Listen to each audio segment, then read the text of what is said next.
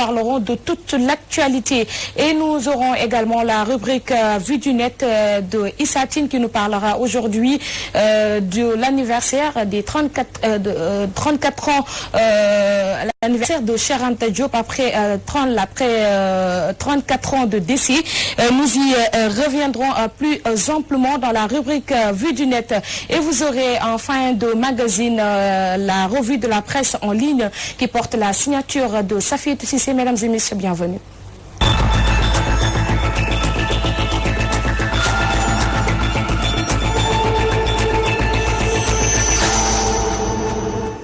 Monsieur Daouda Ndoye, bonsoir.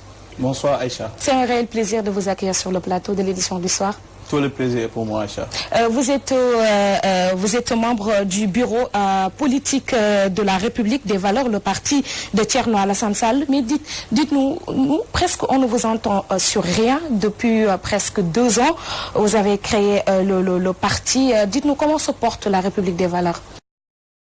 Invitation. La République des valeurs se porte à merveille. Il est à noter que le président Thierno Alassane Sall a créé la République des valeurs depuis plus de 2 ans. Nous fêtons donc notre anniversaire et c'est de fort belle manière parce que lorsque nous faisons le bilan, nous voyons que le parti se porte bien. Nous sommes en phase d'extension, en phase de massification. Nous nous rendons un peu partout au Sénégal, dans des contrées les plus reculées, comme Kabada, comme Lobodou, comme Ranérou et j'en passe. Et c'est l'occasion également de saluer les militants qui sont mobilisés, engagés derrière le président Thierno Alassane Sall. Aujourd'hui, vous avez publié un communiqué pour vous faire entendre, un communiqué qui stipule que la hausse du prix de l'électricité a été exigée par la Banque mondiale. Pouvez-vous en revenir un tout petit peu pour être plus explicite? Effectivement, Aïcha, depuis 2012, depuis son accession à la magistrature suprême, le chef de l'État a engagé l'État du Sénégal dans des dépenses pharaoniques, dans des dépenses d'investissement onéreuses. À titre d'exemple, nous pouvons citer la construction par les Turcs du Centre international de conférence Abdou Diouf de Diamniadio qui a coûté aux contribuables sénégalais 50 milliards. Il est également à noter sous ce registre la construction également du TER, du train express régional qui a coûté aux contribuables sénégalais 1000 milliards, Dakar Arena 65 milliards, l'Arène nationale 32 milliards et j'en passe. Juste pour vous dire qu'aujourd'hui, ces projets qui sont d'importants projets ont été financés ou préfinancés par des investisseurs étrangers et ces derniers nous ont imposé en réalité leurs entreprises étrangères. Raison pour laquelle vous assistez en tout cas à une presque faillite des entreprises qui se trouvent sur le plan national, des entreprises de BTP, avec son corollaire en réalité de conséquences, morosité économique, paupérisation galopante de la population, la pauvreté, en tout cas tout ce qui concourt à montrer que le Sénégal n'est pas sur les bons rails. Mais monsieur Ndoye, il faudrait signaler également que cette annonce, l'annonce de cette hausse a été annoncée depuis le mois de décembre. On est presque à 2 mois de cette hausse-là. On ne vous a jamais entendu parler de cela. Pourquoi attendre jusqu'à aujourd'hui pour en parler? Vous me permettrez, Aïcha, de saluer le travail remarquable que fait notre cellule économique, nos cellules de veille. Je vous ai dit tout à l'heure qu'aujourd'hui, nous disposons d'une cellule de veille et d'alerte qui fait des investigations pour voir là où se trouve le problème. Lorsque nous avons entendu du prix de l'électricité, nous n'avons pas dormi sous nos lauriers. Nous avons fait un investissement et il ressort d'un document qui s'appelle le TP3M, le 3e prêt de politique publique multisectorielle qui est actuellement disponible au niveau du site de la Nous avons fait des investigations et nous nous sommes rendus compte qu'aujourd'hui, pour pouvoir bénéficier d'un prêt de 180 millions de dollars, qui est l'équivalent en francs CFA de 107 milliards 600 millions, l'État du Sénégal, je vous ai listé tout à l'heure l'ensemble des dépenses qu'ils ont engagées et qui n'ont pas été assez productifs. Raison pour laquelle ils ont été dans l'impasse et ils ont été poussés à pouvoir contacter ces dettes. Mais comme vous le savez, la Banque mondiale, lorsqu'elle vous octroie un crédit, lorsqu'elle vous prête, la Banque mondiale vous fixe des conditions.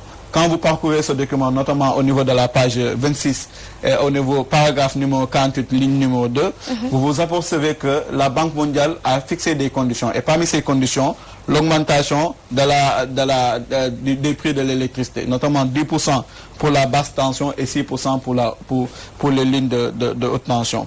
Donc ça veut dire quoi? Ça veut dire qu'aujourd'hui, face à cela, nous déployons en tout cas avec la dernière énergie ces prêts multiformes que l'État engage au nom du contribuable et qui vont compromettre en réalité l'avenir des nouvelles générations, l'avenir des jeunes générations.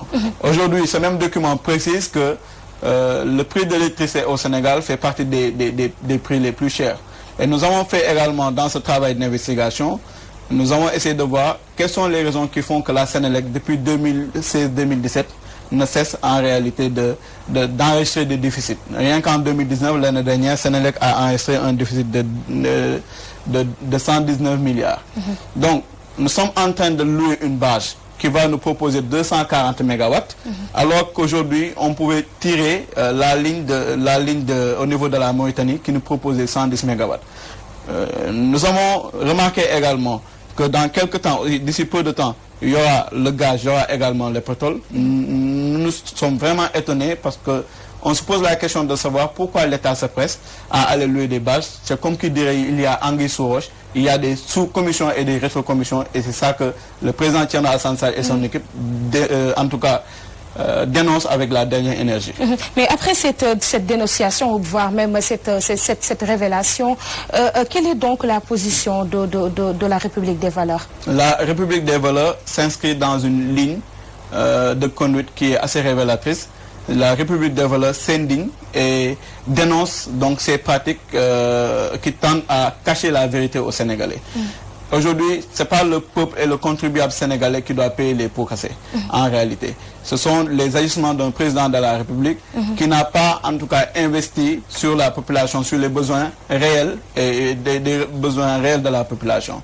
C'est pour cela que le président Thierno Alassane Sall ainsi que son équipe se sont mobilisés à faire ce travail. Beaucoup de personnes pensent que nous nous sommes tus, alors que tel n'est pas le cas, parce que je vous ai dit tout à l'heure, quand la parole est d'argent, le silence est d'or. Raison pour laquelle, depuis le 2 juin, nous avons alerté quant à l'ajustement structurel, nous avons alerté quant à la possibilité et la probabilité d'augmentation des prix des denrées de première nécessité, l'augmentation également des prix de l'électricité. Mais aujourd'hui également, on parle de la crise sociale, on parle également de l'insécurité, de la crise économique. Parlant justement de cette crise économique, vous, dans le communiqué, vous parlez également de la situation économique du pays. Vous la jugez comment? La situation économique du pays est catastrophique, Aïcha. Aujourd'hui, vous en tant que consultant financier, depuis son accession à la magistrature suprême, je vous l'ai dit tout à l'heure, le président Macky Sall a engagé l'État du Sénégal dans des dépenses importantes qui sont également non productives. Aujourd'hui, la dette du Sénégal est passée entre 2012 et 2019 de 2700 milliards à 9000 milliards. Et ça, on ne le dit pas. Mais ça se fait ressentir sur le panier de la ménagère parce que tout à l'heure je vous ai dit que actuellement ce qui intéresse le Sénégalais c'est les denrées de première nécessité par exemple. Le prix de l'huile, du bidon d'huile de 20 litres est passé de 14 500 à 18 500. Le bidon de l'huile de 1 litre est passé de 900 francs à 1000 francs. Aujourd'hui le prix du tonne du riz, de la tonne du riz ordinaire est passé de 240 000 à 280 000. Voilà les questions qui interpellent le chef de l'État au premier plan, en tant que premier des Sénégalais, mais également qui interpelle le Gogolou, la petite ménagère du coin qui interpelle le petit Gogolou. Donc voilà des questions qui nous intéressent. Et nous disons qu'il n'est pas normal qu'un président de la République, par exemple, puisse rouler en Maybach, la Mercedes qui coûte la plus chère, qui coûte 1 milliard, et vous avez vu, lorsqu'il s'est déplacé en Guinéenne, cette Mercedes a cramé, elle a presque flambé, pour dire qu'elle n'est presque pas adaptée. Le président de la République, selon nous, devrait s'habiller, en tout cas, nous, dans notre cellule économique, que je salue au passage, nous faisons des travaux d'investigation, et nous avons vu que l'effort de nos paysans, ou bien l'effort de nos artisans doit être récompensé. Un président de la République doit chausser des chaussures de ngaï, mais pas s'habiller en Louis Vuitton, porter des montres de 30 millions, porter des costumes Prada au détriment du consommé local. Voilà beaucoup d'exemples que nous pouvons citer. En tout cas, la République des valeurs, à travers son président, Thierno Alassane Sall, s'inscrit dans cette ligne. Mais il faudrait savoir que le président Macky Sall est l'ami d'Emmanuel Macron, ça il faut le signaler également. Vous avez parfaitement raison, c'est l'ami d'Emmanuel Macron et ça nous l'avons remarqué, raison pour laquelle et tous les presque projets de l'État du Sénégal sont gagnés par des entreprises françaises. Nous pensons plutôt que le président de la République devrait avoir des relations de fraternité avec le président Emmanuel Macron, mais surtout devrait être ami avec les artisans d'Angaï, comme je l'ai dit tout à l'heure, ou bien devrait être ami avec les menuisiers du Sénégal. Aujourd'hui, tous les secteurs que vous prenez donc sont... c'est pour cela que vous avez parlé de Macky Nangouna au lieu de ce slogan de vrais Sénégalais Ñani Bagna. Aïcha, je vous rappelle que le Sénégal a raté plusieurs coches. Aujourd'hui, je rends un virement hommage à Feu Cheikh Anta Diop pour tout ce qu'il a fait pour le Sénégal. Le Sénégal a raté le coche avec Mamadou Dia. Le Sénégal a raté le coche avec Cheikh Anta Diop. Mais le Sénégal ne doit pas rater le coche avec le président Thierno Alassane Sall. Voilà des hommes de dignité, voilà des hommes de valeur. Et ce sont ces valeurs de dignité, de jom, de kersa, de foule, d'ongogne et d'honneur qui nous toujours, en tout cas, jalonné la vie de la nation sénégalaise. C'est la raison pour laquelle nous lançons un appel solennel aux Sénégalais pour leur demander de se réveiller et de s'approprier l'ensemble de ces combats pour qu'on revienne à la normale. Nous y reviendrons, mais il faudrait dire également, M. Ndoye, que le président Macky Sall, il innove. Aujourd'hui, on parle de Cleaning Days et quand même, beaucoup de Sénégalais partagent cette innovation. Effectivement, c'est une bonne initiative. Nous sommes d'avis que lorsque le président de la République fait une belle initiative, nous devons l'encourager et le saluer. Ce que nous faisons. Donc, à travers ces Cleaning Days, au moins, chaque premier mois, en tout cas chaque premier samedi de chaque mois, les Sénégalais peuvent se mettre en tout cas à balayer les coins de rue et à remettre un peu la propreté. Mais aujourd'hui, ce qui nous inquiète, pourquoi ce mot Cleaning Days déjà? Alors que depuis que nous sommes nés, il y a le concept de Set-Setal qui existe. Ça, c'est la première des inquiétudes. La seconde, est-ce qu'un Sénégalais qui a faim... C'est une expression anglophone. Est-ce qu'un Sénégalais qui a faim a le temps le courage également de pouvoir balayer? Voilà autant de questions. Le président de la République doit revenir à la réalité. Il doit s'attaquer à la lancinante question de l'augmentation du prix des denrées de première nécessité. Ce qui était d'ailleurs une de ses promesses de campagne. Lorsqu'il disait gouvernance sobre et vertueuse, la patrie avant le parti. Et actuellement, nous sommes désolés, mais nous nous rendons compte que tous ces slogans sont des slogans vains. Raison pour laquelle nous pensons que ce n'est qu'un, en tout cas, ce n'est qu'un 20 mots, le Cleaning Days, et que d'ici peu de temps, nous allons voir que les Sénégalais ne suivront pas le président de la République parce que tout simplement, ils ne parviennent pas à joindre les deux bouts. Aujourd'hui, l'actualité, c'est aussi l'épidémie du coronavirus et l'État qui peine à rapatrier ces étudiants sénégalais vivant à Wuhan, l'épicentre même de cette épidémie qui a fait aujourd'hui plus de 600 morts. Comment jugez-vous d'abord la communication du gouvernement? C'est une très mauvaise communication parce que le président de la République, c'est lui qui dirige le navire. Le président de la République doit être la première personne à inspirer confiance aux Sénégalais. Mais quand le président de la République nous dit que le navire va tanguer, il y a problème. Et en parlant concrètement, en répondant à votre question par rapport au coronavirus, nous nous indignons et nous présentons en tout cas nos excuses les plus attitrées au nom du président même et au nom du peuple, parce qu'aujourd'hui nous pensons qu'une nation forte devait pouvoir s'organiser. Lorsque le président de la République se permet d'envoyer une délégation aller chercher des trophées, il devrait pouvoir en même temps aller prendre des compatriotes où qu'ils puissent se trouver sur la planète. Les États-Unis, si vous touchez à un de leurs compatriotes, ils déplacent une délégation pour vous dire qu'on ne veut plus de ça. Ça, c'est le premier constat. Le second également constat fait que la réponse à cette question sera double. Nous sommes assez dubitatifs. Parce que nous ne voulons pas être face à ces responsabilités qui sont des responsabilités difficiles à prendre. Et sur ce registre, nous pensons que le président de la République est également conscient des enjeux. Vous avez vu, une république comme la République française, le président Emmanuel Macron a rapporté 3 Français et ils ont contaminé 9 autres Français.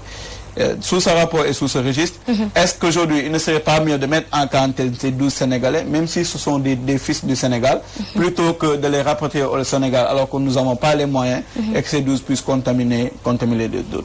Mais en tout état de cause, la réponse à notre question est qu'aujourd'hui, le président de la République devait être devant ses responsabilités et savoir qu'aucun fils de la nation, qu'aucun fils du pays devrait être laissé en rade où ils puissent se trouver. La crise sociale, c'est également le problème des enseignants qui peinent à se résoudre. Il y a de cela 5 ans, l'État avait signé un protocole d'accord non respecté. Toujours, on entend les enseignants parler de grève, débrayage par-ci et par-là. Vous, en tant que parti qui milite vers l'opposition, vous trouvez comment cette situation? C'est une situation assez embarrassante, mais la position ou bien le point de vue du parti, notamment du président Thierno Alassane Sall et de son équipe, est une question également qu'il faut prendre avec des pincettes. Aujourd'hui, nous avons 2 partis. Nous avons d'une part l'État avec des moyens qui sont mis à la disposition, qui sont parfois pas nécessaires, ou bien qui sont parfois pas des moyens suffisants. Mais également, nous avons les enseignants de l'autre. Et ces enseignants ont donné une plateforme revendicative depuis 2014. D'une part, l'État doit prendre ses responsabilités et respecter les accords qui sont signés avec les enseignants. Et nous pensons que ce sont en tout cas des préoccupations qui sont légitimes. Parce qu'aujourd'hui, nous avons vu des enseignants partir à la retraite sans plafonner. Nous avons vu également des retraités, des vacataires qui prennent leur retraite avec des statuts de contractuels. Aujourd'hui, nous avons également constaté, et ça fait partie des revendications des enseignants, des retards dans les avancements et dans les reclassements. Donc, d'accord, et notamment des discriminations salariales. Voilà, entre autres, les différents points qui sont des revendications donc, de la plateforme du G7 des enseignants. Le chef de l'État doit pouvoir tenir aux enseignants un langage de vérité. Les enseignants, même si leurs revendications sont des revendications légitimes, ils doivent savoir également raison garder. Nous sommes de tout cœur, et la République des valeurs est de tout cœur avec ses enseignants, mais il faut qu'on n'ait pas un dialogue de sourds. Quand on parle de dialogue, c'est entre 2 parties, n'est-ce pas? Et de la discussion, j'ai la lumière. Il faut que l'État et les enseignants puissent s'asseoir, s'il le faut, établir de nouvelles règles, que cette fois-ci l'État va respecter, parce que tout simplement, l'État doit pouvoir dire aux enseignants, il faut arrêter vos grèves, parce que ces revendications, l'État ne peut pas subvenir à vos besoins, mais également tout ce que l'État peut faire. Mais ils ont parlé en 2014 d'accords réalisables. Donc jusque-là, ça peine à être réalisé, ça pose problème quand même. Effectivement, c'est des accords réalisables non réalisés. C'est ça la vérité. Tout à fait. C'est ce que je dis. Il faudrait qu'on puisse renégocier ces accords. Pourquoi ça n'a pas été réalisé? Moi, en tout cas pour ma part et pour notre parti, nous pensons qu'aujourd'hui, si ces accords pouvaient être réalisés, cela allait être fait. Parce qu'il n'est pas encourageant depuis plus d'une décennie que l'école soit dans une situation instable. Et c'est l'avenir de beaucoup de générations qui est en train d'être sacrifié. Et c'est ce que nous sommes en train de dire. Nous disons qu'aujourd'hui, l'État et les enseignants doivent pouvoir s'asseoir et définir donc des accords. Et pour ces accords, l'État doit pouvoir dire, voilà les points sur lesquels nous pouvons être d'accord avec vous, nous allons les réaliser avec un chronogramme et un planning de réalisation. Voilà ce qui n'est pas possible. Le budget ne pourra pas en réalité le supporter et essayer de différer ces points de revendication ou essayer de trouver des solutions et des terrains d'entente. Monsieur Ndoye, aujourd'hui on parle d'insécurité au Sénégal, mais également on peut le raccorder avec le chômage qui est là. Parlons d'insécurité et le chômage, entre les deux, quelle est la position du parti de Thierno Alassane Sall? Toujours le mutisme, et on a vu beaucoup de crimes noté ces derniers temps. On peut même signaler que le mois de janvier 2020 a été un mois très macabre. Aujourd'hui, depuis le mois de janvier, nous avons dénombré plus de 10 cas qui sont des cas sérieux. Il y en a tous les jours, mais qui ont été relayés par la presse. Nous ne sommes pas tus. Le parti du président Thierno Alassane Sall est en train de parler, contrairement à ce que beaucoup de monde croient, que nous ne sommes là que pour le pétrole et pour le gaz. Nous avons parlé d'actualité économique. Actuellement, nous avons donné un scoop qui parle d'un document qui est facilement retraçable au niveau du site de la Banque mondiale par rapport à l'augmentation du prix de l'électricité. Mais quand aujourd'hui nous faisons le rapport par rapport aux agressions, nous nous rendons compte que, en tout cas, c'est une série d'enchevêtrements de faits qui font que l'État est incapable de pouvoir assurer la sécurité des Sénégalais et des Sénégalaises, ce qui est une mission régalienne de l'État. L'État est en train de prendre sa souveraineté, notamment sa souveraineté économique, nous en avons parlé tout à l'heure, mais aujourd'hui, si l'État n'a pas, en tout cas, fait les dépenses nécessaires, l'État ne peut pas doter de la police et la gendarmerie d'assez de moyens pour permettre d'être présent un peu partout, mais de pouvoir être présent, mais être présent à temps. Aujourd'hui, c'est parce que l'État a fait de mauvais choix, des investissements qui n'ont pas été bien étudiés, que la police n'a pas assez de moyens. Et sur ce, nous, en tout cas, félicitons les efforts de la police qui font un travail remarquable. Cela va de soi. Mais par contre, parfois, quand une voiture ou bien une patrouille de police peine à trouver le carburant, il y a problème. Donc, voilà notre point de vue. Nous pensons que d'une part, l'État doit assumer ses responsabilités jusqu'au bout, faire les investissements nécessaires. Et cela n'est pas seulement dans le domaine de la sécurité, pour l'éducation également.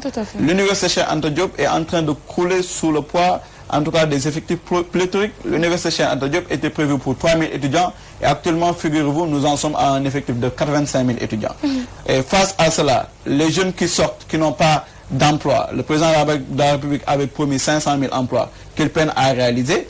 Le président de la République engage un dialogue politique pour tout simplement amadouer l'opposition et amadouer la population, alors qu'il devrait répondre des vraies préoccupations de la population sénégalaise.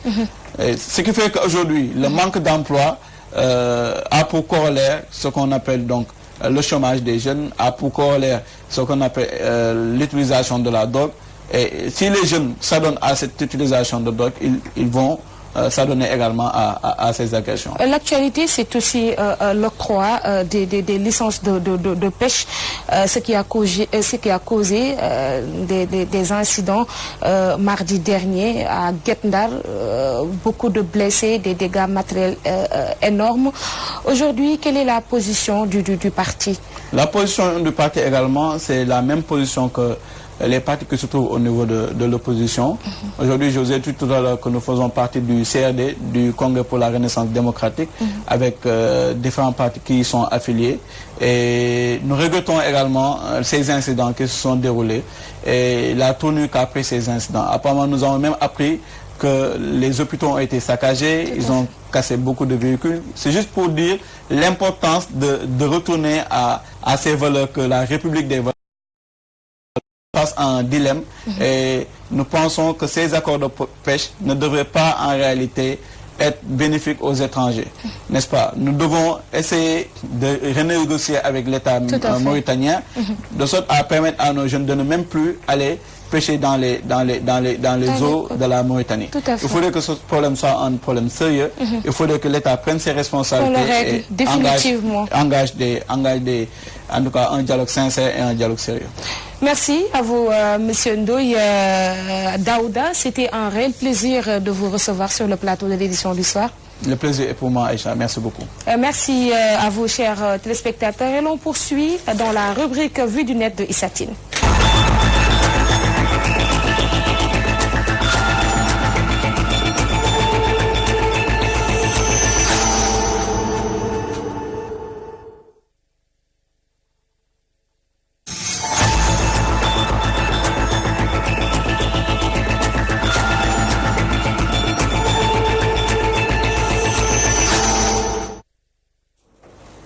Issa Tine bien en place. Issa, rebonsoir. Rebonsoir Aïcha, rebonsoir à tous. 34e anniversaire du décès du savant Cheikh Anta Diop, un homme très méconnu des Sénégalais, peut-on le dire ainsi, Issa? Il est né le 19 décembre 1923 à Kéitou, un village du département de Bambey, et finalement donc il a poursuivi ses études en physique et chimie. Le natif de Kéitou va complètement changer de trajectoire et il est historien, anthropologue de formation.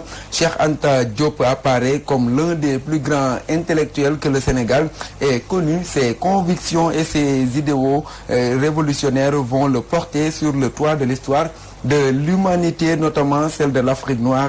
Spécialiste de l'Égypte antique, Cheikh Anta œuvra pour la revalorisation de la civilisation africaine et la révision de tout ce qui a été enseigné jusque-là. Finalement décédé le 7 février 1986, donc 34 ans déjà, Cheikh Anta quittait le Sénégal, Aïcha. Issa Tine, pour moi, c'est tout simplement un patrimoine négligé des Sénégalais. Et là même, on l'a donné le nom de l'université Cheikh Anta Diop de Dakar, UCAD. Et nombreux sont les étudiants qui ne savent pas toujours qui est cet homme. on l'a pas rendu en tout cas la pièce de la monnaie. Cheikh Anta Diop, fils de Tcheitou, et finalement beaucoup d'étudiants, comme vous l'avez dit, ignorent cet homme qui a travaillé pour le Sénégal, mais surtout pour l'Afrique noire, parce qu'il a fait beaucoup de découvertes. Et nous passons directement aux commentaires. Abdou Mbaye qui dit « Pas de souvenirs, seulement enseigne les travaux de Cheikh Anta et compagnie dans nos écoles et universités.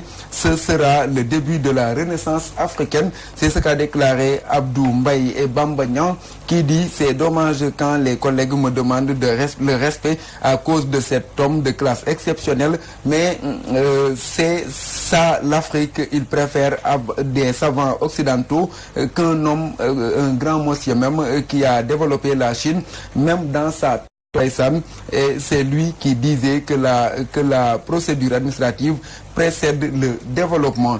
Une autre personne également, c'est Dr Elhaji Alioune Diouf, qui dit hommage au pharaon sénégalais, qui disait que l'unification immédiate de l'Afrique francophone et anglophone pouvait faire basculer l'Afrique noire sur la pente de son destin historique. Un autre commentaire, Aïcha, mais cette fois-ci, c'est l'homme de Tcheitou, le village natal de Cheikh Anta Diop, qui dit hommage à Cheikh Anta, 34 ans déjà, et nous réclamons toujours le bitumage des 27 km qui relient Bambey à Tcheitou. Tcheitou, c'est le village de Cheikh Anta. Et donc il dit, Monsieur le Président, la promesse est une dette. Cheikh Anta mérite plus que ça. Et la dernière personne qui commente s'appelle Matagnan. Elle dit, une victime du régime de Senghor, un digne fils sénégalais. Dommage qu'on ait brisé sa et que le pays aurait dû bénéficier de son expertise et de son patriotisme. Sénégal mooy dëkk boo xam ne dafa naqaree dundee neex a deewee, c'est-à-dire au Sénégal on témoigne plus sur les morts que quand il est vivant.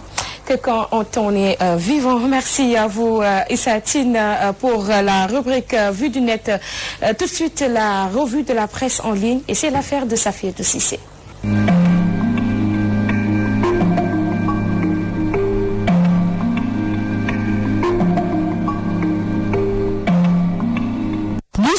Ouvrons avec la fatwa de la communauté laïenne contre la secte satanique de Seyda Zaman avec Seneweb qui, dans ses colonnes, détaille que les laïennes condamnent vigoureusement les actes posés par Seyda Zaman qui, depuis quelques semaines, alterne conférences, publicités et vidéos sur les réseaux sociaux, ce en utilisant des chants religieux laïennes. Dans un communiqué dont Seneweb nous propose l'intégralité, la communauté Arloulahi informe se démarquer de cette secte et de ses activités. Sur des vidéos partagées dernièrement sur les réseaux sociaux, on peut voir une sorte de secte dirigée par une qui se réclame Seyda Zaman, maîtresse de cette époque, utilisait à tort des chants religieux propres à la communauté Arloulahi lors de leur cérémonie. Cela constitue une violation grave à l'honorabilité et une atteinte à la moralité de la communauté laïenne reconnue pour la sainteté de ses pratiques religieuses. L'association Vision 129 qui regroupe les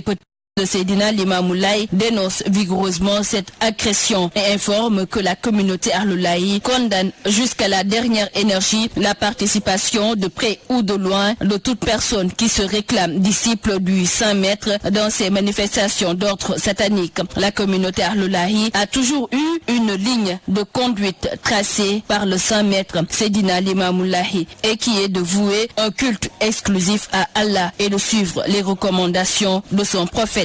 Enchaînons avec Dakaractu.com qui, dans son texte intitulé « Le Sénégal face à la crise mondiale imminente, s'endetter davantage pour survivre ou périr », note et fait remarquer qu'avec les tensions commerciales, la guerre commerciale entre la Chine et les États-Unis, le Brexit, les tensions géopolitiques et maintenant le coronavirus, la croissance mondiale qui devrait s'établir à 2,9%, soit son plus bas niveau depuis la crise financière, risquerait d'être encore plus bas qu'initialement prévu. Selon nos confrères d'ailleurs, la dernière crise financière s'était étendue en Afrique et a présenté un impact négatif sur les variables micro et macroéconomiques. Le véritable impact ne s'est pas fait sentir qu'en 2009, lorsque la plupart des économies africaines ont commencé à connaître une baisse de devises à cause du tourisme qui a baissé les envois de fonds, les recettes d'exportation ainsi que la croissance économique. Malgré les multiples chantiers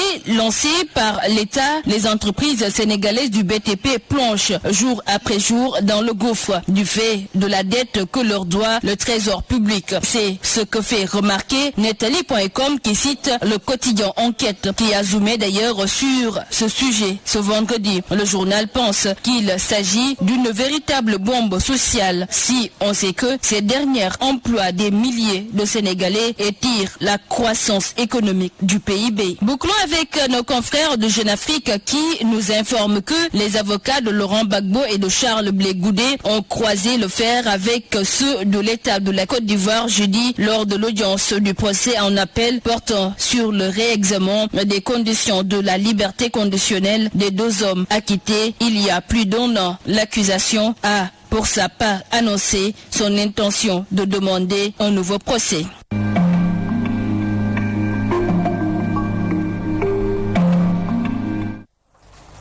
Merci à vous, Safietou Cissé, pour la revue de la presse en ligne et ce qui met un terme à cette édition du soir présentée par un immense plaisir. Merci à Moustapha Diop pour la coordination et la réalisation de ce magazine, l'édition du soir. Mille merci à toute l'équipe technique. Je veux nommer Mami Kanté, Serine Alun Keita, Amdi Sidibé. Merci également à la rédaction de Walf TV. Retrouvez à 21h30 l'équipe de Ramatoulaye Sarr dans le grand dîner comme tous les vendredis sur Walf TV, la voix des sans voix. Bonne soirée.